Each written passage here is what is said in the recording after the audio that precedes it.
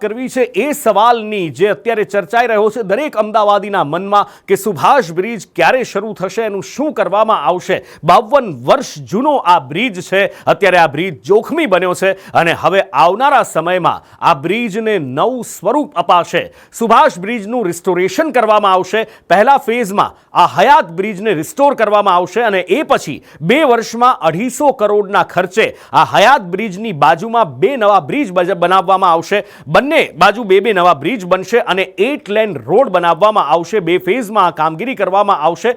4 લેનનો road એક બાજુ અને બીજી બાજુ 4 લેનનો એમ 8 લેન રોડ બનશે, જેથી ટ્રાફિકની સમસ્યાને પણ નિવારી શકાય। લાંબા ગાળાનું આ આયોજન કરવામાં આવ્યું છે। 38 મીટરમાં સુપર સ્ટ્રક્ચર બદલવામાં આવશે। અત્યારે 4 લેનના બદલે હવે 8 લેનનો આ બ્રિજ બનશે। આ નવો બ્રિજ EPE મોડલ પર બનાવવામાં આવશે। આજની જો વાત કરીએ તો આજે સુભાષ બ્રિજનું 3D મેપિંગ કરવામાં આવ્યું હતું, એની સ્ટ્રેન્થ ટેસ્ટ પણ કરવામાં આવી, એનું સ્ટ્રક્ચરનું 3D મોડલ પણ બનાવવામાં આવ્યું હતું। એટલે એક વાત સ્પષ્ટ થઈ ચૂકી છે કે સુભાષ બ્રિજને મજબૂત કરવા માટે હજી ઘણો સમય જોઈશે। હજી ઘણો સમય સુધી આ બ્રિજ બંધ રહેશે, કારણ કે હયાત બ્રિજમાં 7 નવા પિલર ઊભા કરાવવામાં આવશે અને એ પછી આ બ્રિજને વધુ મજબૂતી બનાવવામાં આવશે। બ્રિજ એકવાર બિલકુલ તૈયાર થઈ જશે હયાત બ્રિજ, એ પછી એને શરૂ કરવામાં આવશે અને એ પછી આવનાર 2 વર્ષમાં બાજુમાં 2 નવા બ્રિજ બનાવવામાં આવશે। સાબરમતી નદી પર આવેલા સુભાષ બ્રિજના રિસ્ટોરેશન તથા હાલની બ્રિજની બંને બાજુ નવા 2 લેનના બ્રિજના નિર્માણ માટે અમદાવાદ મ્યુનિસિપલ કોર્પોરેશન દ્વારા વ્યાપક યોજના તૈયાર કરવામાં આવી છે। આ યોજના અંતર્ગત વર્તમાન બ્રિજની સલામતી, ભવિષ્યની ટ્રાફિક માંગ અને લાંબા ગાળાની ઉપયોગિતા ધ્યાનમાં રાખીને 2 ફેઝમાં કામગીરી હાથ ધરવામાં આવશે। હાલના બ્રિજની બંને બાજુ વધારાના નવા બ્રિજ બનાવવાની યોજના પણ તૈયાર કરવામાં આવી છે। આ સમગ્ર પ્રોજેક્ટ માટે અંદાજિત ખર્ચ ₹250 કરોડ રાખવામાં આવ્યો છે અને કામગીરી EPC મોડ હેઠળ અમલમાં મૂકવામાં આવશે। અત્યારે સુભાષ બ્રિજ જે છે એ 3 લેન છે, એને 4 લેન કરીને રિસ્ટોરેશન કરવામાં આવશે। જે 18 મીટરનું જે અત્યારનું જે કેરેજ વે છે એને 3 લેનથી 4 લેન કરવામાં આવશે અને એના સાથે સાથે એના બંને બાજુ ડાબી અને જમણી બાજુ બીજા એક્સ્ટ્રા 2 લેન એને આડ કરવામાં આવશે। આગામી દિવસોમાં ઝડપથી કામ થાય એના માટે આ જે રિસ્ટોરેશનનું કામગીરી છે આપણે 9 મહિનામાં પૂર્ણ કરવાનું આયોજન છે અને જે નવા બ્રિજ છે જે બંને બાજુ 2 લેનનું હશે એ આગામી 2 વર્ષમાં પૂર્ણ થાય એ રીતે એને ફેઝિંગ કરવામાં આવ્યું છે। પ્રકારની આજે સર્વે કર્યો, એના લઈને ટેકનોલોજીના આધારે આ બ્રિજની કામગીરીને લઈને હવે મહત્વપૂર્ણ નિર્ણય લેવામાં આવ્યો છે।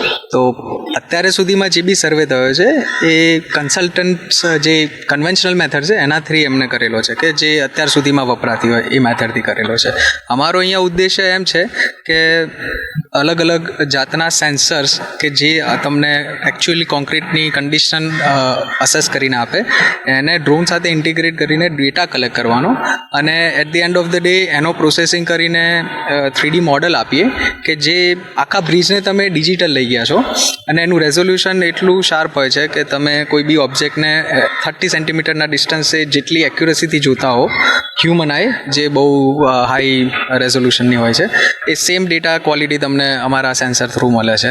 હવે સેન્સર જે બીજા થર્મલ સેન્સર અને લેઝર સેન્સર છે એમનો વપરાશ સબસર્ફેસ જે ક્વોલિટી છે અને એમાં જે બી ડિફેક્ટ છે એની માટે થઈ રહ્યો છે। કેમેરામેન મનીષ વાણિયા સાથે દિવ્યા ચૌહાણ, સંદેશ ન્યૂઝ, અમદાવાદ। આગળ વાત કરવી છે નાયબ મુખ્યમંત્રી હર્ષ સંઘવીની, જેમણે ગૌ હત્યા સામે હુંકાર ભર્યો છે અને ગૌ હત્યા કરનારને ખુલ્લી ચેતવણી આપી છે। કહ્યું છે કે ગૌ હત્યા કરનારને છોડવામાં નહીં આવે, ગૌ હત્યારા આજીવન જેલમાં રહેશે। એક પછી એક કેસ કર્યા છે અને એમાં મોટી સફળતા મળી હોવાનું હર્ષ સંઘવીએ કહ્યું છે। આ ગૌ હત્યારાઓ આ જીવન સુધી જેલમાં સડશે, જેલમાં રહેવું પડશે, એ પ્રકારની પરિસ્થિતિઓ કરવામાં આવશે। એક પછી એક કેસોની પાછળ આખી સરકાર લાગી છે। સરકારના બધા જ વકીલો આ બાબતે ખૂબ ગંભીરતાપૂર્વક દરેક જિલ્લામાં કામ કરે છે। આપણે પોલીસમાં બી એક નવો પ્રયાસ કર્યો છે પંચમહાલ જિલ્લાની અંદર, ગૌ હત્યારાઓને રોકવા, ટોકવા અને ક્યાંય ને ક્યાંયથી પકડીને લાવવા અને ગૌ હત્યામાં જોડાયેલા લોકો ઉપર વોચ રાખવા માટે, ગાય માતાને બચાવવા માટે, ગૌ હત્યા રોકવા માટે એક નવી સ્ક્વોડ બનાવવામાં આવી છે. હમણાં પાયલટ કામગીરી આખા ગુજરાતમાં ત્યાં ચાલી રહી છે. અને બીજી બાજુ પાટણમાં ગેરકાયદે કતલખાનાઓ સામે સ્થાનિકોએ હલ્લાબોલ કર્યો છે.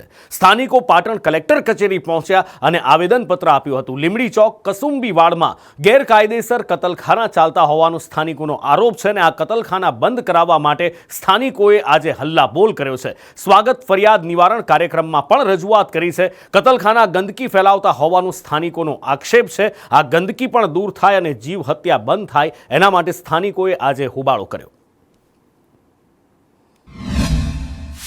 31 ડિસેમ્બરથી પાટણની અંદર ગેરકાયદેસર કતલખાના બંધ થાય એવો માનનીય કલેક્ટર સાહેબનો હુકમ હતો.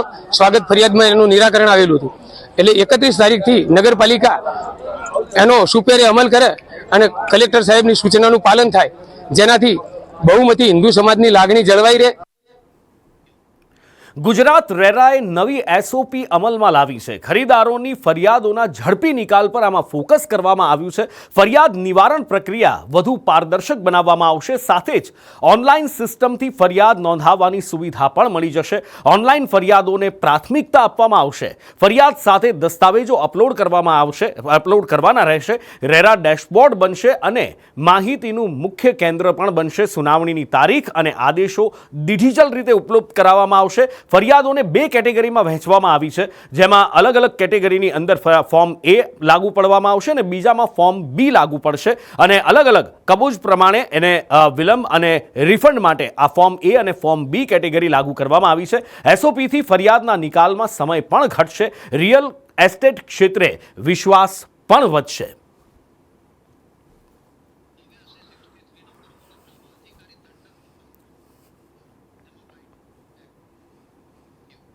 અત્યાર સુધી ગુજરાતમાં એવી ફરિયાદો ઉઠે છે, ખુદ મંત્રી ધારાસભ્યોએ ફરિયાદ કરતા આવ્યા છે કે મંત્રીઓ નેતાઓને ગાંઠતા નથી, પણ વડોદરામાં કંઈક ઊંધો જ ઘાટ જોવા મળ્યો. અહીંયા અલગ ઘાટ જોવા મળ્યો કે જ્યાં અધિકારી વિધાનસભાના દંડકને પગે લાગ્યા. જી હા, ચાલુ કાર્યક્રમમાં ક્લાસ 1 અધિકારી ડીઈઓ પ્રોટોકોલ ભૂલ્યા. સાંસદ ખેલ મહોત્સવ કાર્યક્રમ ચાલી રહ્યો હતો અને એમાં ડીઈઓ દંડક બાલકૃષ્ણ શુક્લાને પગે લાગ્યા અને એના પર રાજનીતિ ચરમ પર પહોંચી ગઈ છે.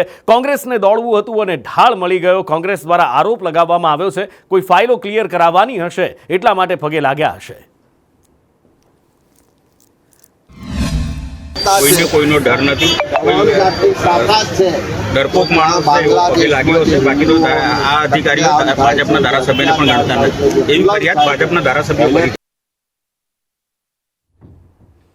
નર્મદા જિલ્લાનું રાજકારણ જબરજસ્ત ચાલી રહ્યું છે. 2 જૂના વિરોધીઓ વસાવા વર્સિદ વસાવાની ફાઇટ આ વખતે ખરેખર ખૂબ ગંભીર બની ગઈ છે. સાંસદ મનસુખ વસાવા દ્વારા ધારાસભ્ય ચૈતર વસાવા પર 75 લાખ રૂપિયાનો તોડ કરવાનો આરોપ મૂકવામાં આવ્યો અને એ વાતનો દાવો કરવામાં આવ્યો કે ખુદ કલેક્ટર દ્વારા આ વાત એમને કહેવામાં આવી છે. સામે ધારાસભ્ય ગિન્નાયા અને ધારાસભ્યએ કહ્યું કે કલેક્ટરે કોઈ આવી વાત કરી નથી. 2 વિડીયો સામે આવ્યા એ પછી છેલ્લા ઘણા સમયથી 3-4 દિવસથી આ વિવાદ ચાલી રહ્યો છે એટલે મોટું સ્વરૂપ ધારણ કર્યું. આમ તો આ આગ જમીન નીચે ઘણા સમયથી સળગી રહી હતી, પણ 3-4 દિવસથી વિકરાળ સ્વરૂપ ધારણ કરી ચૂકેલા આ વિવાદમાં કોકડું ત્યારે ગૂંચવાયું જ્યારે કલેક્ટર બંને બાજુ બોલતા દેખાયા. જ્યારે ધારાસભ્ય ચૈતર વસાવા એમની પાસે ગયા અને પૂછ્યું કે સાહેબ, મેં તમારી પાસે ક્યારે 75 લાખ રૂપિયા માંગ્યા છે? આ વાત સાચી છે કે ખોટી તમે જ કહો.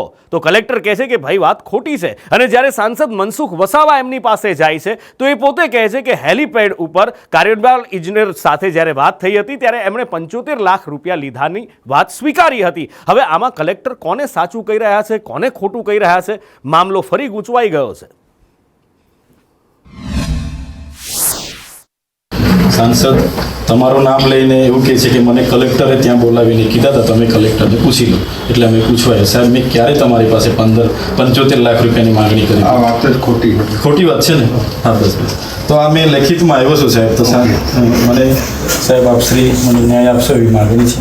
માનનીય સંસદ સભ્યશ્રીએ કીધું એ પ્રમાણે હેલીપેડ પર અમારે વાત થઈ હતી અને એ એક્ઝિક્યુટિવ એન્જિનિયર સ્ટેટ જે છે એના મારફત આ વાત જણાવી હતી અને આ મુદ્દે જે ડેડિયાપાડા ધારાસભ્યશ્રીએ જે આવેદન આપ્યું છે એની મેં તપાસ પણ સોંપી દીધી છે અને એ વાત મેં હેલીપેડ પર કીધી હતી. એમને જે એમના લેટરમાં કીધું કે અહીંયા કાર્યાલયમાં મારી ચેમ્બરમાં વાત કરી તો એ વાત ખોટી છે, પણ હેલીપેડ પર આ વાત થયેલી અને આવી રીતના રૂપિયાની માંગણી થઈ છે એ પણ ત્યાં હેલીપેડ પર થયેલી. રાજુ સોલંકી અને ગણેશ જાડેજાના વિવાદનું સમાધાન થયું. પરમ દિવસે સમાધાન થયું અને ગઈકાલે ગણેશ જાડેજાના પિતા પૂર્વ ધારાસભ્ય જયરાજસિંહ જાડેજાએ એવો દાવો કર્યો કે રાજુ અને ગોંડલ વચ્ચે જે પણ માથાકૂટ હતી એ રીબડાના કારણે અનિરુદ્ધસિંહ જાડેજાના કારણે થઈ હતી. આમાં બંને વચ્ચે ગેરસમજ ઊભી કરવામાં આવી હતી. આજે સમાધાન થઈ ગયું છે, પણ એક નવો ફણગો ત્યારે ફૂટ્યો જ્યારે દલિત આગેવાન રાજુ સોલંકીની એક ઓડિયો ક્લિપ વાયરલ થઈ છે. ક્લિપ વાયરલ છે, સંદેશ ન્યૂઝ એની પુષ્ટિ નથી કરી રહ્યું, પણ આ ક્લિપમાં 10 કરોડ રૂપિયાની વાતચીતનો ઉલ્લેખ છે. 10 કરોડ રૂપિયા આપો તો સમાધાન રદ કરી દઉં એવું રાજુ સોલંકી દલિત આગેવાન દિનેશ પતારને કહી રહ્યા છે. જુઓ શું છે ઓડિયો ક્લિપમાં. સમાધાન શેનું કેન્સલ થાય? લાવો 10 કરોડ રૂપિયા દેવડો એટલે સમાધાન કેન્સલ. લાવો એટલે હું આપ તમે પૈસા આટલું સમાધાન તો એનો મતલબ હું અમારે મારે વિચારવાનું ને મારા ભાઈ. કઈ જાનું બાપુ ને મને પૈસા આપેલા સમાધાન આવી જશે કેન્સલ. હાલો તો આ પૈસા આટું એવું થયું ને બધું. પાટીદાર સિંગર આરતી સાંગાણીએ પ્રેમ લગ્ન કર્યા. સમાજની બહાર આ પ્રેમ લગ્ન કર્યા છે અને પોતાના એનો અધિકાર છે અને કાયદો પણ એનો અધિકાર આપે છે. પણ એમાં એક વિવાદ ત્યારે શરૂ થયો જ્યારે પાટીદાર અગ્રણી અલ્પેશ કથિરિયાએ નિવેદન આપ્યું. અલ્પેશ કથિરિયાનું કહેવું છે કે યુવતીએ સ્વતંત્રતાનો દુરુપયોગ કર્યો છે. માતા પિતા દીકરીની ચિંતામાં અડધા થઈ ગયા. 17 ડિસેમ્બરે પિતાએ ગુમ થવાની ફરિયાદ પણ દીકરી માટે નોંધાવી હતી. સમાજની અન્ય દીકરીઓ ઉપર આ સિંગર દ્વારા જે કરવામાં આવ્યું છે એની ખોટી અસર પડવાનો દાવો પણ કથિરિયા કરી રહ્યા છે. ગત 17 તારીખે એમના પિતાએ ગુમ થયાની કાપોદ્રા પોલીસ સ્ટેશનમાં અરજી આપી છે. આજ દિન સુધીમાં 17 તારીખથી આપણે ગણી લઈએ તો આજે 10 દિવસ જેવો સમય થયો છે. 10 દિવસના સમયગાળામાં પરિવારને મળવું નહીં, વાતચીત ન કરવી, તો જે આપણને જન્મ આપે છે એવા માતા પિતાથી પણ આપણે જો વાતચીત કે દૂર રહેતા હોય અને મળી પણ ના શકતા હોય તો એ ખૂબ ગંભીર પરિસ્થિતિ ઊભી થઈ હતી ગણાય. અને આ પ્રકારની પ્રવૃત્તિઓથી બીજી કોઈ પણ દીકરીઓને પણ એના પિતા કે માતા પિતા કે એનો પરિવાર રેસ્ટ્રિક્શન વધારે છે, ડિફરન્સ છે. જ્યારે ફ્રીડમ એમના પરિવાર આપે છે એનો તમે ફ્રીયાલિટી તરીકે દુરુપયોગ કરો છો તો ફ્રીડમ ઉપર સવાલ ઊભા થવાના છે ને થવાના છે. કે આનાથી દરેક લોકોએ જાગૃત રહેવું જોઈએ. કાયદામાં સમયાંતરે ફેરફાર કરવા માટેની અમે માગણી ઘણા સમયથી કરીએ છીએ. રાજકોટમાં વિરાણી સ્કૂલની જમીનનો વિવાદ ચાલી રહ્યો છે અને એમાં એક નવો વળાંક ત્યારે આવ્યો જ્યારે ટ્રસ્ટના વકીલ પરેશ ઠાકર મીડિયા સામે આવ્યા. એમણે પ્રેસ કોન્ફરન્સ કરી અને કહ્યું કે છેલ્લા 4 વર્ષથી વેચાણની વાતો કરાય છે પણ ટ્રસ્ટની જમીન વેચી શકાતી નથી એ બધાને ખબર છે. સ્કૂલના જમીન કપાત અંગે 90 લાખ રૂપિયા મળ્યા હતા અને પુરુષોત્તમ પીપળિયાની અરજી ફગાવી દેવામાં આવી હતી. ટ્રસ્ટનું વેચાણ ન થઈ શકે પણ ટ્રસ્ટી બદલાઈ શકે છે. ભાડું લેવામાં આવતું હોય એવું ક્યાંય રેકોર્ડ પર દેખાતું ન હોવાનું વકીલે દાવો કર્યો છે.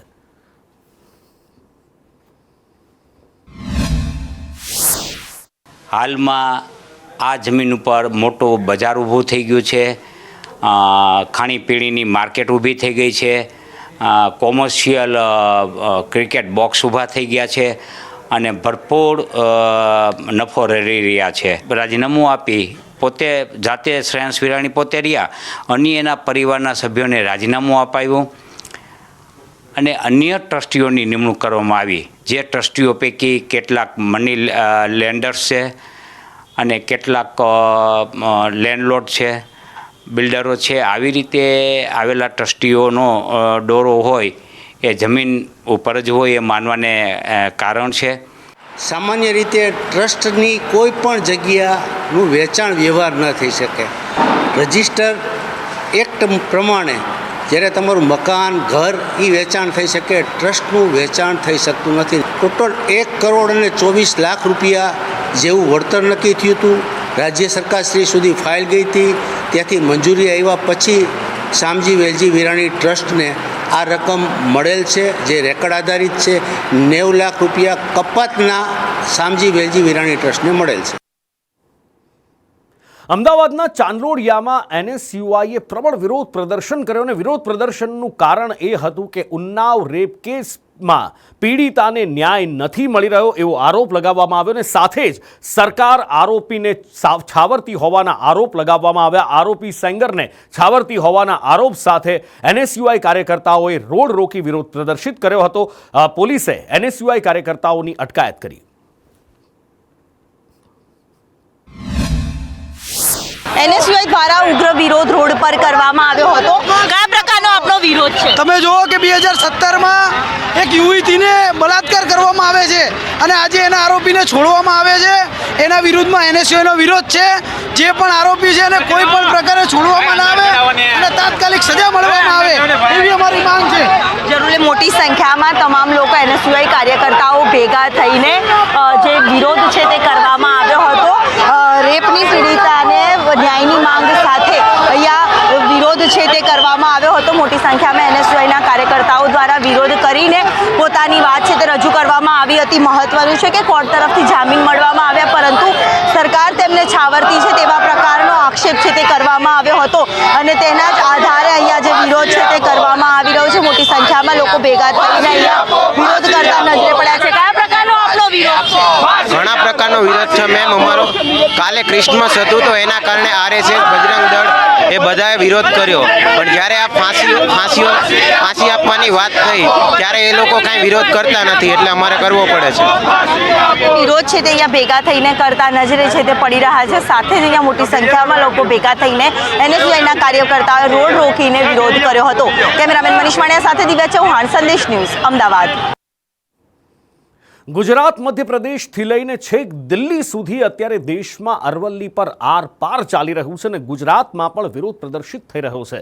દિલ્હીથી જે એક આદેશ આવ્યો કે 100 મીટરથી નીચા પહાડ અરવલ્લી નહીં ગણી શકાય, એના પર ઘણી બધી સ્પષ્ટતાઓ પણ કરવામાં આવી, પણ હજી પણ લોકોને ભરોસો કદાચ નથી બેસી રહ્યો. એટલે જ ભિલોડામાં સામાજિક સંસ્થાઓ ભેગી થઈ અરવલ્લી બચાવો રેલી કાઢી, જેમાં આદિવાસી સમાજ અને કોંગ્રેસના આગેવાનો પણ મોટી સંખ્યામાં જોડાયા. આ રેલી મામલતદાર કચેરી પહોંચી હતી અને પર્યાવરણ તેમજ ખેતીને બચાવવા માટે આવેદનપત્ર આપવામાં આવ્યું છે. પક્ષાપક્ષીથી દૂર રહી અરવલ્લી બચાવવા કોંગ્રેસે આહવાન કર્યું છે અને 100 મીટરની મર્યાદાના નિયમને રદ કરવાની માંગ કરી છે. સુરેન્દ્રનગરમાં ઈડીના દરોડા પડ્યા. એસીબીએ કાર્યવાહી કરી અને સરકારી આલમમાં ફફડાટ મચી ગયો. ક્યાંક એને પોલિટિક્સ, કોર્પોરેટ પોલિટિક્સનું નામ આપવામાં આવ્યું તો ક્યાંક સરકારની ઈચ્છાશક્તિનું નામ આપવામાં આવ્યું. પણ સુરેન્દ્રનગરમાં જે કરોડોના જમીન કૌભાંડ પર કાર્યવાહી કરવામાં આવી છે, પૂર્વ કલેક્ટર સામે અપ્રમાણસર મિલકતનો ગુનો દાખલ કરવામાં આવ્યો છે. રાજેન્દ્ર પટેલની સાથે 4 સામે એસીબીએ ગુનો દાખલ કર્યો છે. વધુ માહિતી સાથે સહયોગી સંવાદદાતા કશ્યપ જોશી લાઈવ જોડાયા છે. કશ્યપ, સુરેન્દ્રનગરમાં કોઈ આને કોર્પોરેટ પોલિટિક્સ કહી રહ્યું છે, કોઈ સરકારની ઈચ્છા શક્તિ કહી રહ્યું છે અને ઝીરો ટોલરન્સની નીતિ કહેવાઈ રહી છે. ઈડી સ્વતંત્ર હોવાના દાવા પણ કરવામાં આવી રહ્યા છે. જો કે ઈડી સ્વતંત્ર જ હોય પણ દાવો કરવો પડે છે, સમય એવો છે. પણ આ બધા વચ્ચે કાર્યવાહી મજબૂત થઈ રહી છે. શું કાર્યવાહી થઈ છે?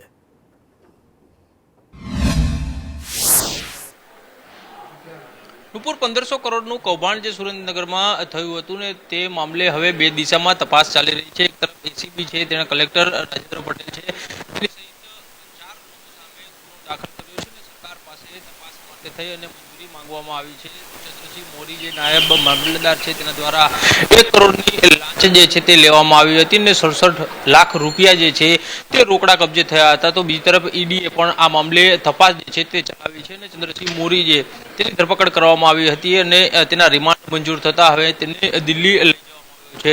એ ફેસિલિટી ટીમને સાથે રાખી કરવામાં આવી હતી. અહીંયા દસ્તાવેજો છે, ફાઇલો છે, તે તમામ જે છે તે ચકાસવામાં આવી રહી છે અને તેમાં કેટલાક અધિકારીઓના નામ જે છે તે સામે આવી રહ્યા છે, કેટલાક લોકોના નામ સામે આવી રહ્યા છે. બિલકુલ કશ્યપ, એટલે કે એક મજબૂત કાર્યવાહી કરવામાં આવી રહી છે. આગળ વાત કરવી છે સંદેશ ન્યૂઝના ધારદાર અહેવાલની, જબરજસ્ત અસરની.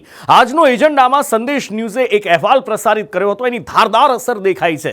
જમાલપુરમાં પૌરાણિક વાવ પર એસ્ટેટ કમિટીમાં ચર્ચા થઈ છે અને આ મામલે તપાસ માટેના આદેશ પણ છૂટ્યા છે. તપાસ કરીને રિપોર્ટ સબમિટ કરવા માટે સૂચના અપાઈ છે અને 2 દિવસ બાદ એસ્ટેટ કમિટીને રિપોર્ટ સોંપવામાં આવશે. વાવ પરના દબાણો પર સંદેશ ન્યૂઝે અહેવાલ રજૂ કર્યો હતો અને હવે તંત્ર જાગ્યું છે. આ દબાણ પર સ્પેશિયલ રિપોર્ટ અમે જે બતાવ્યો હતો એ પછી તપાસના આદેશ છૂટ્યા છે અને રિપોર્ટ જલ્દીથી રજૂ કરવા માટેના આદેશ છૂટી ગયા છે. વાવ અને મંદિર ઉપર જે દબાણ થઈ ગયેલું એની પર જે કોમ્પ્લેક્સ બની ગયું છે એની તાત્કાલિક તપાસ કરીને અહેવાલ આપવા માટે કમિટીમાં સૂચના આપેલી છે. વાવ અને મંદિર ઉપર જે દબાણ થઈ ગયેલું એની પર જે કોમ્પ્લેક્સ બની ગયું છે એની તાત્કાલિક તપાસ કરીને અહેવાલ આપવા માટે કમિટીમાં સૂચના આપેલી છે.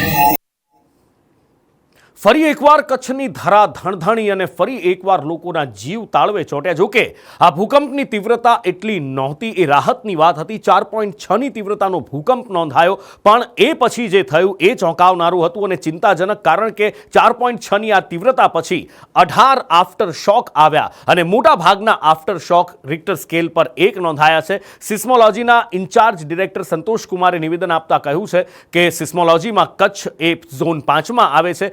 2001માં જે ભૂકંપ આવ્યો હતો એ રિજનમાં આવ્યો હતો, ત્યાં જ આ આંચકા નોંધાયા છે. ઝોન 5માં વધુ 8ની તીવ્રતાનો ભૂકંપ આવી શકે છે. ગુજરાતમાં તાલાળા, નવસારીમાં નાના નાના ઝાટકા આવતા રહે છે. એટલે કે કચ્છનો આ આંચકો, આ ભૂકંપ એક ચિંતાની નિશાની ખરી.